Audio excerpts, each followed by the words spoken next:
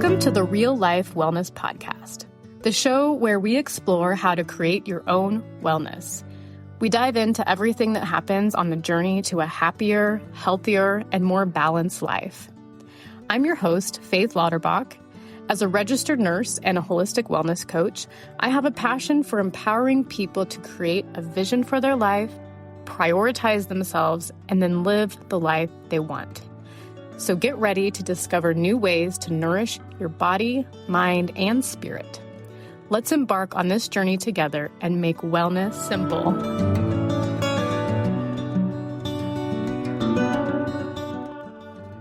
Hello, and welcome back to the Real Life Wellness Podcast. We are here in episode 24, and we're about mid-January. So this energy and vibe of creating what we want for this new year is still here upon us. And so today we're going to focus on creating a word of the year and how it can help your health and wellness. So with that being said, I would love to know if you have created a word of the year before, or if this is maybe the first time you're thinking about it, or maybe the first time you've heard this idea. But a word of the year can be such a powerful tool. So unlike resolutions or these kind of rigid goals, words of the year act more of a guiding compass. It's flexible and really more goes with you and what life brings instead of this very strict or simply checking off to-do lists. It's completely different from that because it can grow with you.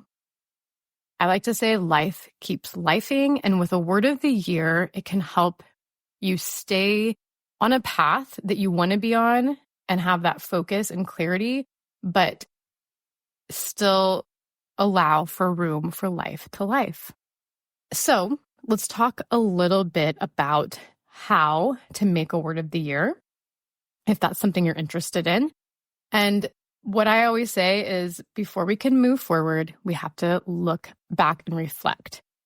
So if you haven't done this already, take a moment to reflect back on your past year, thinking about what went well, what brought you joy, what brought you peace, what brought you fulfillment.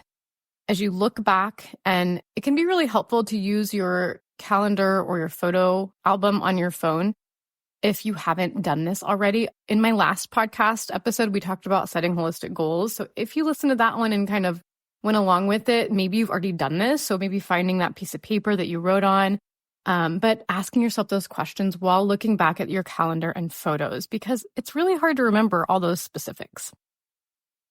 After you kind of go through what happened or what went well last year, we also have to look at what challenges happened. Maybe what lessons did you learn? How did you grow? What were things that happened last year that didn't go as planned? And what did you learn from them?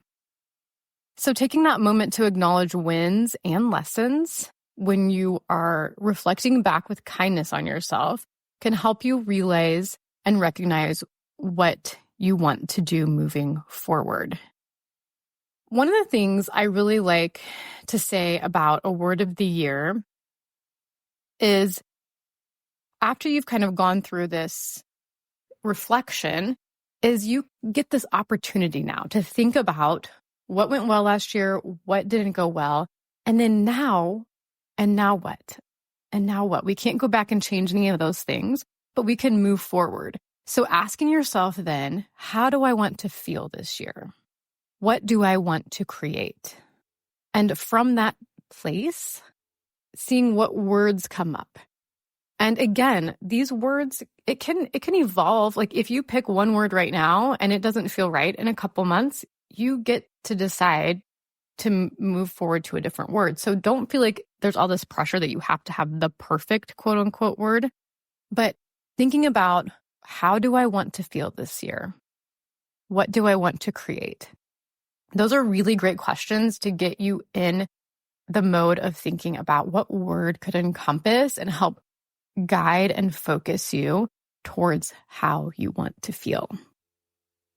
Okay.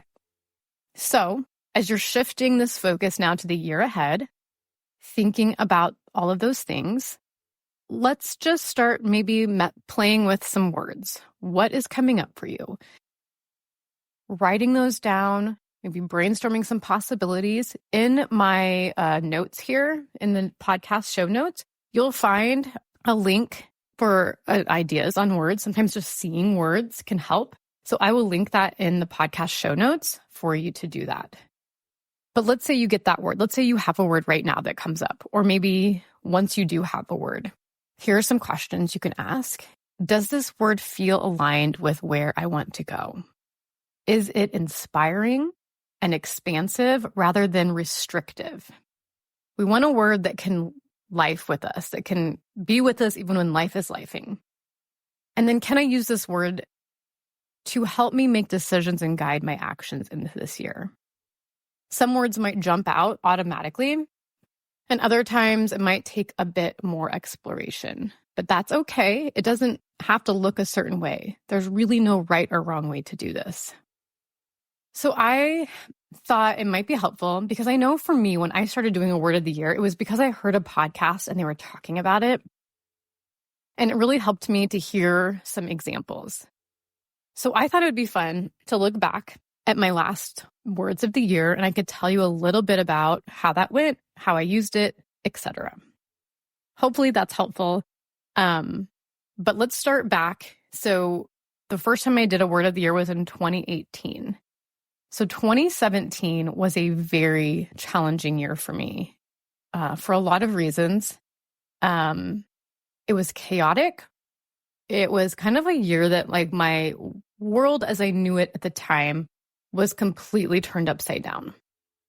And as I was coming into the year of 2018, I knew I wanted to do things different.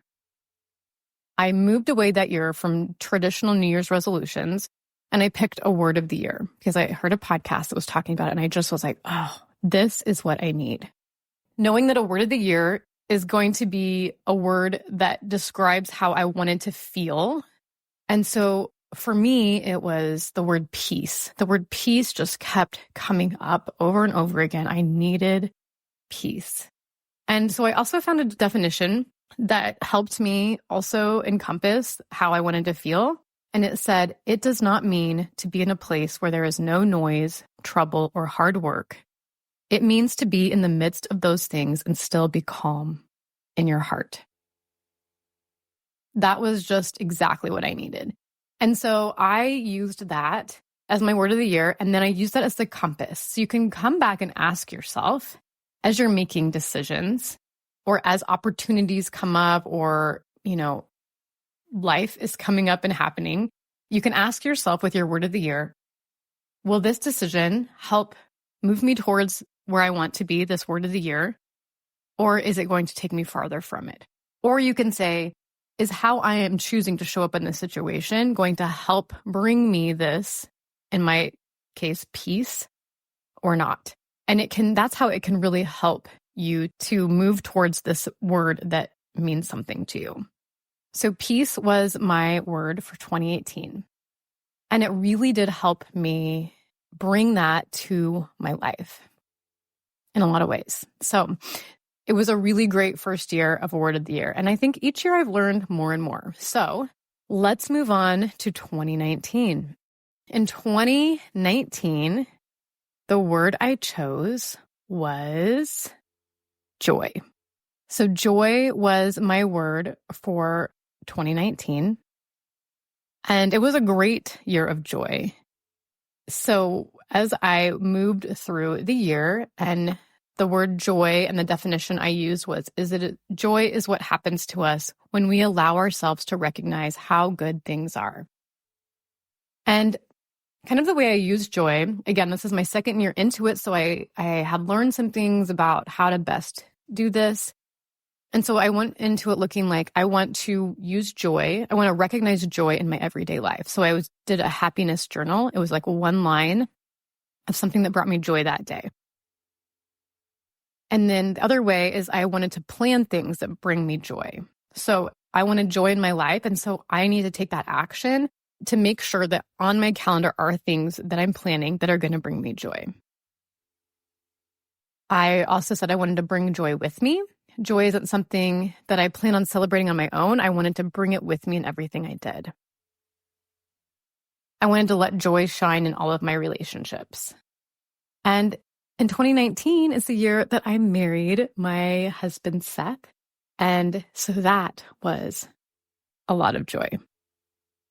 All right, then we moved on to 2020. And in 2020, my word for the year, obviously not knowing what was going to be happening in the world in 2020, but I picked the word intentional. And the definition I used was done on purpose. And I expanded that a little bit to mean even more of knowing it was so easy to get caught up in being busy and pulled in every direction. And so I wanted to go into that year with purpose and making sure I was taking time to reflect on the moments that were important to me. So that's what I did. And as I moved through the year, even though life really lifed that year, I came back to this word intentional and made sure that I was using it to guide my choices. Now we're moving on to 2021. And my word of that year was celebrate. And I used the definition of to do something enjoyable in order to show that an occasion or event is special. And for me, I use this word by celebrating my people. My life is full of wonderful people, and I want them to know it. I wanted to celebrate everything that the people in my life bring to it. Celebrate events, so making sure I am celebrating birthdays and holidays and just even little everyday things like going on dates and, getting together. Celebrate simplicity and celebrate my hobbies. I wanted to bring back some hobbies, and I did do that year. And I've continued to do that. So that was my word for 2021. In, 2022, my word of the year was love. And so I wanted to focus on love as self-love. So making sure I'm doing those things that I know support me and make me feel good. Love for my peeps is what I put, which obviously those key relationships. Love for purpose in my life. So I wanted to really kind of tune in on those things that help me feel purposeful in life. Love for my profession and love for my body. So my physical health, doing kind of those basic things like sleep and moving my body, all of those things. So love was my word of the year for 2022. 2023, my word for that year was simplify. So simplify, it's really interesting to think about because that was the year that we decided we wanted to sell our house. And that idea kind of came to me as a surprise. I didn't think it was something that I really would think about of selling our house and downsizing. So 2023, when simplify came to me, that was really one of the first things that I like, my life would be a lot more simple if we downsized. And so that brewed from that word. And I'll talk about that a little bit more about how that manifested into the next year. So with my word simplify, I thought of things like I wanted to come up with simple solutions to things, simplifying my daily routine, owning less, simplifying meals, simplifying my wardrobe, looking into a capsule wardrobe, cutting back on spending, setting up systems that create more time in my day, and stop over-explaining myself. So those were my goals and the things that I wanted to do coming into 2023. And 2024 came and my word was alignment. And alignment meant harmony, balance, and a connection within all aspects of my life. And so that was the year we sold last year in 2023. We sold our house and downsized. We went from about 3,500 square feet to 1,000, which it has brought me so much peace. I can't even tell you. totally, downsizing not only our space, but our belongings. That capsule wardrobe really came into fruition this last year with alignment. I made the decision to stop dyeing my hair. I looked at things like products we were using, relationships, some partnerships that I was in, and really thought about if those still felt aligned with how I was showing up or even being a part of it. And I made some decisions that were really hard, but with that word of alignment, when I kept coming back to that and seeing do I feel aligned in this situation or in this event or in this, whatever it was, even a product we were using in our house, does this feel in alignment with me? Oh, we stopped using paper towels. I do not buy paper towels. We do not use paper towels. And there's another kind of random thing that came from this word. When I choose a word of the year, and each year I feel like I get even better at using it to so expansive. This last year I feel like was the most expansive. I didn't even know it as I started my year, how much it would help me with it. So that was super cool. This year, 2025, my word is clarity. And I picked the word clarity, and I'm still I would say I don't feel pressured to by January 1st have all the details figured out. I really believe you have to let it be expansive. And this word kept coming to me, clarity. And so I really want to use it to become more clear in all of the things that I do, all of those aspects. So I'm looking at all the things, making more systems even in my business to have more clarity there, being clear in, what I want. Sometimes that can be a hard question, is what is it that you want? And so being clear in those things. I love the definition, but kind of looking at clear is kind. And when we have more clarity, we can be more kind. We can show up as ourselves. So anyways, that is my word of the 2025, and I will still be kind of working on the pieces of that. Now, let's talk about how to then use your word of the year. So write it down, put it somewhere you're going to see daily. I love to make a vision board with my word of the year on there, with pictures, with words too, that then support how I get there. How do I find, for this year, clarity? So pictures that, maybe I save magazines, I cut things out, I find stickers that I like. Putting them up there and putting that vision board where you can see it is a great way to bring creativity and have that focus. So put it somewhere you can see it. If you don't want to do a vision board, you can just write it on a Post-it note, on a note card. You could have multiple copies, put one in your car, put one on your mirror, one on your fridge, one in your office, so that you keep coming back to it. Thinking about that word, when you're making decisions and knowing will this decision, or how can I move through this decision to support how I want to feel, which is my word of the year, letting it guide those choices. You can say, does this align with my word? That can be a simple way to help bring you into being in alignment with how you want to feel, because that's what it comes down to. It comes down to using that word to help guide the way that you want to feel and show up. All right. So what's your word? If you have chosen one, I'd love to hear it. Share it with me. You can reach me in all the ways. You can find those ways in the show notes, but you can find me on Instagram, send me a DM, send me an email. All of the different ways will be in the show notes. So please, I would love to hear from you. Thank you so much for joining me today. Remember, your word of the year isn't set in stone. It's a guide, not a rule. Be gentle with yourself as you grow into it, and don't be afraid to change it if you need to. If you love this episode, don't forget to subscribe and share it with someone who might love it too.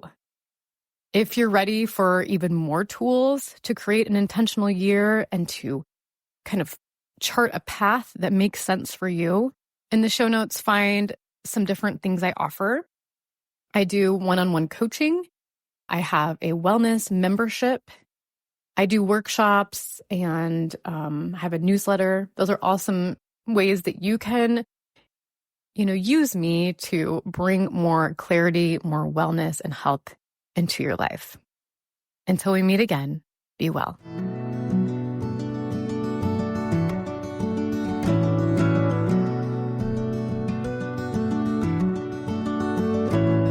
Thank you so much for tuning in today to the Real Life Wellness Podcast. To stay updated on my latest episodes and wellness insights, be sure to subscribe to the podcast and follow me on social media. If you have any questions or topics you'd like me to explore, feel free to reach out. I love hearing from you. If you could, please review or rate this podcast on Apple or Spotify to help more people learn how to make wellness simple.